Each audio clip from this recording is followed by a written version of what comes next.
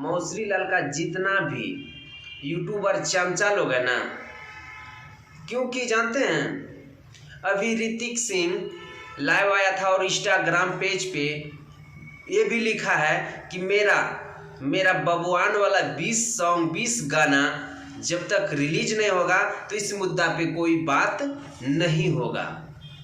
और क्या बात क्या हो गया कि मौसरी लाल का जितना भी यूट्यूबर चमचा लोग है ना, अभी जो आग लगा रहा है ना, वो है मौसरी लाल का नाजायज औलाद लोग।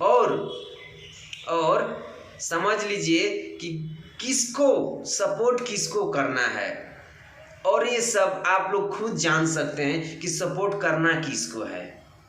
भाई भोजपुरी इंडस्ट्री में ये हो क्या गया है कि यानी कि पावर स्टार पवन सिंह को ना उंगली कर रहा है कि किसी तरह लाइव आए और मौसरी लाल का यूट्यूबर चमचा लोग वीडियो बनाए। लेकिन हमारे पावर स्टार पवन सिंह के बारे में आप लोग जान सकते हैं कि हर हर गंगे का मूवी में बहुत ही व्यस्त हो चुके हैं और इस सब मुद्दा पे थोड़ा सा भी बात नहीं करना चाहते हमारे पावर स्टार पवन सिंह। और मौसरी लाल का जितना भी यूट्यूबर चमचा है उंगली करते रहता है कि कब आएगा, लेकिन बेटा तहनी के ये सपना पूरा ना हुई।